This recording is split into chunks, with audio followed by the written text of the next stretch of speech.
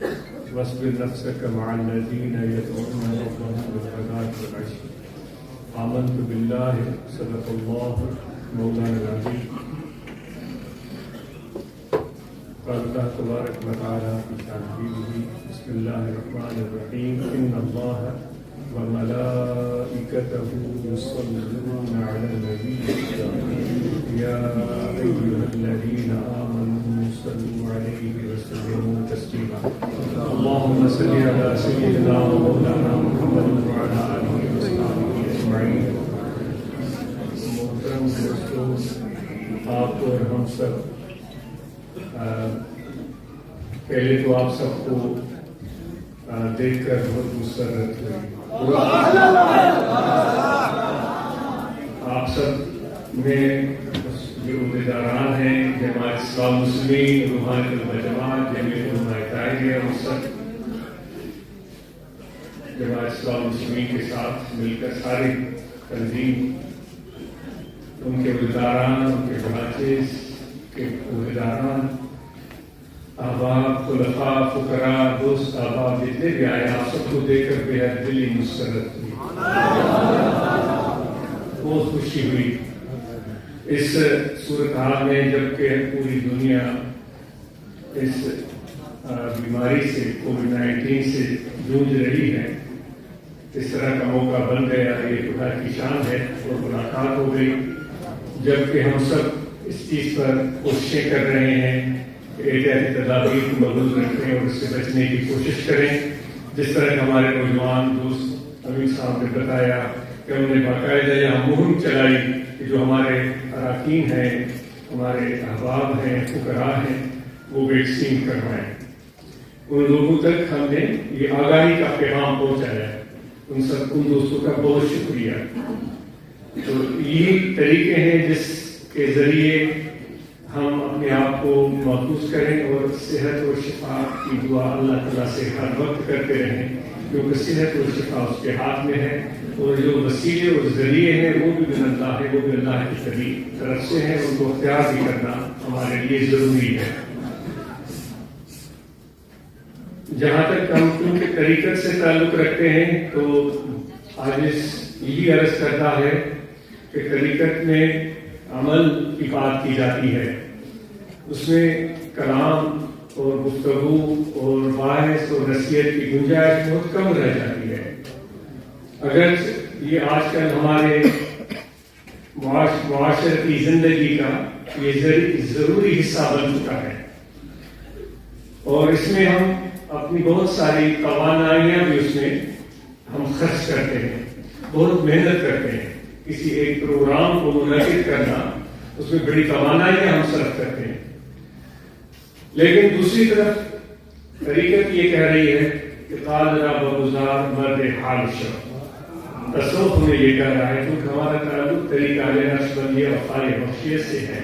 طریقت یہ کہہ رہی ہے کہ گفتگو کو، کلام کو، یہ مقام کو، دعواؤں کو چھوڑ دو، مرد حال بنو، یعنی کہ اپنے آپ کو ٹھیک کرو. تو یہ یعنی کہ بظاہر دیکھا جائے تو بالکل متضاد باتیں ہو جاتی ہیں. آج کل تو ہم گفتگو کے بغیر رہ نہیں سکتے. اوپر سے پھر آج کل سائنس نے بڑے کمالات دکھائے ہیں، بے شمار نئی نئی چیزیں وجود میں آ گئی ہیں. سوشل میڈیا کا پلیٹ فارم ہے. ہر وقت ہر لمحہ ہم کیا کر رہے ہیں، کیا کھا رہے ہیں، کیا پہن رہے ہیں، کیسے لگ رہے ہیں، شکل کیسی ہے، تصویر کیسی ہے، صورت کیسی ہے، کس فنکشن میں، ہر وقت ہم ایک دوسرے کو آگاہ کرتے رہتے ہیں. اب اس کو اگر ہم اپنے طریقت اور تصوف کے حوالے سے دیکھیں، وہ کہہ رہے ہیں کہ اپنے آپ کو ٹھیک کرو، یعنی اپنے کردار کو ٹھیک کرو، اپنے اعمال کو ٹھیک کرو. تو اب گفتگو جب کی جائے تو آج اس معاملے میں اپنے آپ کو بڑا شرمندہ سا محسوس کر رہا ہے. اتنی تقریریں ہوئی ہیں، آپ مجھے آج کو علم ہے کہ اتنے گھنٹوں سے آپ یہاں بیٹھے ہوئے ہیں. اتنی ساری گفتگو، تقریر، نعت اور منقبت، بہت ساری چیزیں آپ سن چکے ہیں. اوپر سے اب وہ عاجز بھی چڑھ رہے، وہ کہتے ہیں کہ وہ اونٹ کے اوپر آخری دن کا وہ بوجھ اٹھاتے اٹھاتے اونٹ بیچارہ چپ کر کے بیٹھا ہوا تھا. وہ بوجھ اس پر لاتے جا رہے تھے. اونٹ کو پتہ ہی نہیں تھا کہ کیا چیزیں ڈالی جا رہی ہیں. وہ صرف بوجھ محسوس کر رہا تھا. وہ بیچارہ اونٹ صرف بوجھ محسوس کر رہا تھا. وہ سمجھ رہے تھے بڑا طاقتور ہے. من حیث القوم ہم سب اپنے آپ کو اس اونٹ کی جگہ ذرا سے دیر کے لیے محسوس کرتے ہیں. وہ لاتے جا رہے تھے, بوریاں ڈالی, پھر اینٹیں ڈال دی, ایسے ہم گفتگو کر رہے ہیں. پھر اس کے اوپر لکڑیاں بھی ڈال دی. اونٹ بیچارہ چپ کر کے بیٹھا ہوا تھا. لیکن آخر میں کوئی ایک دن کا کوئی ایک کانا اس پر رکھا تو وہ آخری دن کا ثابت ہوا کہ اس کے بعد اونٹ کی توانائی طاقت جواب دے گئی اور بیچارہ گر گیا. میں حیثیت کو اتنی ہم تقاریر باعث اور گفتگو سنتے ہیں کہ وہ اونٹ کی طرح ہم پر وہ بوجھ بڑھ رہا ہے. تو اب اوپر سے میں بھی اپنی اس میں ٹانگ لگا ہوں تو مجھے آج اس کو بڑا شرمندہ کیونکہ آج پہلی عرض کر چکا ہے. آپ سب یہاں طریقت کی وجہ سے جمع ہو. وہ طریقت کہہ رہی ہے کہ مقام کو چھوڑ دو. کم از کم اتنی بات تو ہمیں سمجھ میں آ جانی چاہیے, جتنے بھی ہم سب بیٹھے ہوئے جس شعبے سے تعلق رکھتے ہیں, اتنی بات اس وقت ہمیں سمجھ لینی چاہیے. بہت ساری چیزیں ضروری بھی ہم کر رہے ہوتے ہیں اور کچھ غیر ضروری بھی. آپ کو گفتگو ملول تو قبول کر رہی ہوگی, مجھے یہ بھی فکر ہو رہی, لیکن جب کہا گیا ہے کہ گفتگو کرو تو جو میرے دل میں ہے اگر میں زبان پر نہ لاؤں تو یہ بھی مجھے اچھا نہیں تو مجبوری ہے, آپ کو بولنا پڑے گا. تو اتنی ساری چیزیں ہم کر رہے ہیں اس زندگی میں, ہم سب بہت ساری چیزیں. آپ سے سوال ہے, نوجوانوں سے سوال ہے, تجربہ کار اسکالر پڑھے لکھے لوگوں سے سوال ہے, پروفیسر اساتذہ سے سوال ہے, مرد اور خواتین سے سوال ہے, نوجوان بچیوں اور لڑکوں سے سوال ہے کہ جتنی ساری چیزیں ہم کرتے ہیں ان میں ضروری چیزیں کتنی ہیں. دن میں ہم جتنے بھی کام کرتے, جتنی بھی چیزیں کرتے ہیں اس میں ضروری کتنی چیزیں ہیں اور غیر ضروری کتنی ہیں. ایک دن تو بیٹھ کر حساب کرنا چاہیے. عمر فاروق رضی اللہ تعالیٰ عنہ کا ایک مشہور واقعہ ہے کہ عشاء کی نماز کے بعد جب بستر پر بیٹھتے تھے تو پورے دن کا حساب لگاتے تھے. صبح میں نے کیا کیا, دوپہر کو کیا کیا, شام کو کیا کیا. جو اچھی بات نہیں ہوتی تھی تو وہ مانتے تھے اس وقت بیٹھ کر, جو اللہ اگر میں غلط کر رہا ہوں تو مجھے معاف کیجیے گا, وہ مانتے تھے کہ یہ صحیح نہیں ہے. تو اتنی ضروری اور غیر ضروری سب ضروری چیزیں تو ہوں گی, یہ کیسے ہو سکتا ہے؟ یہ تو بڑا بہت مشکل کام.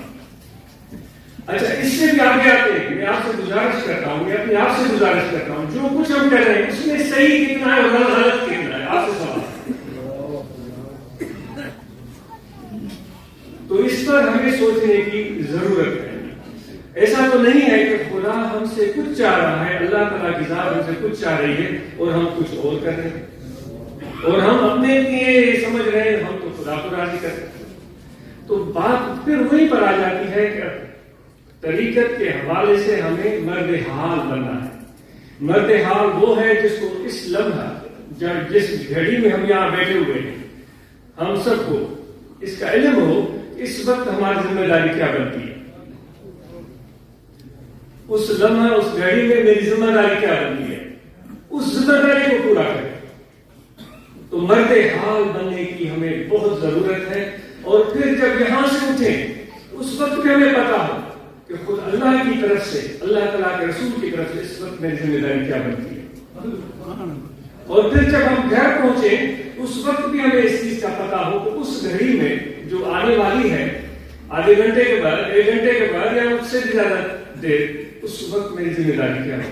اس طرح اس گھڑی میں اگر ہم جینا سیکھ لیں جس گھڑی میں ہم موجود ہیں اور اس گھڑی میں اس کام کو پورا کر لیں تو ہماری زندگی بہت آسان بن سکتی. تو جو اراکین ممبران نے آواز سنا ہے بہت حوصلہ افزا ہے. اتنی برانچز کا قیام یہ حوصلہ افزا ہے. ان برانچز میں کام یہ حوصلہ افزا ہے. ان برانچز میں قرآن مجید کی تعلیم کا اہتمام یہ بڑی خوش کن بات ہے. ان برانچز میں نماز کی تلقین نماز کی ادائیگی اور پھر ذکر کی تلقین اور ساتھ میں ذکر و مراقبہ کا اہتمام، یہ بہت دل خوش کن ہے۔ اس بات پر ان سب برانچز کے اور صوبہ اس زون 1 اور زون 2 کے عہدیداران کو مبارک ہو، آفرین ہو، شاباش ہو کہ آپ اپنے اس کام کو جاری رکھیں، اس کام کو محبت اور سچائی سے، خلوص سے بڑھاتے رہیں، لیکن اس کے ساتھ ساتھ ہم وہی کریں جو کہ واقعی اللہ تعالیٰ نے ہمیں فرمایا ہے، جو کہ تم سے تمہارے ذات کے بارے میں سوال کیا جائے گا، کیا میں غلط کر رہا ہوں، کیا میں غلط کر رہا ہوں؟ خدا کہہ رہا ہے کہ میں تم سے تمہاری ذات کے متعلق پوچھوں گا اور پھر تمہاری اولاد کے متعلق پوچھوں گا، آپ بتائیں کیا میں صحیح کر رہا ہوں یا غلط کر رہا ہوں؟ خدا کہہ رہا ہے کہ میں تم سے تمہارے متعلق پوچھوں گا، اس کے بعد تمہاری اولاد کے متعلق تم سے پوچھوں گا، کیا تم نے اپنے آپ کو بچایا، اپنے اولاد کو بچایا جہالت سے، علم کی محرومی سے، صراط مستقیم پر چلنے سے وہ یعنی کہ محروم رہے، وہ اعتدال والی زندگی بسر کرنے سے محروم رہے، کس وجہ سے؟ تو قرآن مجید کہتا ہے کہ قیامت کے دن ایک گروہ ایسا ہوگا کہ اللہ تعالیٰ کی بارگاہ میں عرض کرے گا کہ میرے پروردگار ہم تو حقدار ہیں جو تو ہمیں سزا دے رہا ہے، لیکن ہم سے پہلے ہمارے ماں باپ کو سزا کیجیے، کیونکہ جو باتیں جو سوال آج ہم سے پوچھے گئے انہوں نے اس بارے میں ہمیں آگاہی نہیں کیا تھا، ہم تقریریں باعث کرتے رہے، گھر میں ہمارے اندھیرا رہا، ہمارے بچے محروم رہے۔ تو ان سب آباء کو گزارش ہے کہ ہم اپنے بچوں کو اعلیٰ تعلیم اور بہترین تربیت ہماری ذمہ داری۔ حضور علیہ السلام نے فرمایا کہ بچے جب عاجز بولتے ہیں اس میں بیٹے بھی شامل ہوتے ہیں، بیٹیاں بھی، کیونکہ ہمارے اس نظام میں تفریق بہت ہے، ہم بیٹوں کو ترجیح دیتے ہیں اور بیٹیوں کو ترجیح نہیں دیتے۔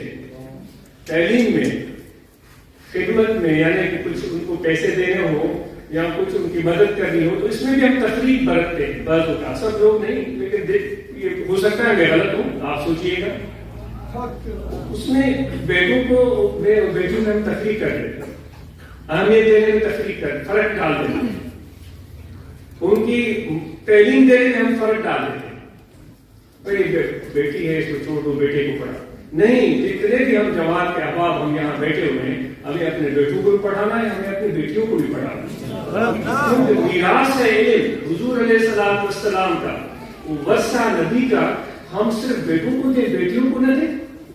تو کیا یہ بیٹیاں ہمیں اس بارے میں ہمیں جو ہے وہ ذمہ دار نہیں ٹھہرائیں گی کہ انہوں نے ہمیں نبیوں کے ورثے سے محروم رکھا؟ تو علم سے اپنے بیٹیوں کو بھی ہم محروم نہ رکھیں اور ان کی حوصلہ افزائی کریں۔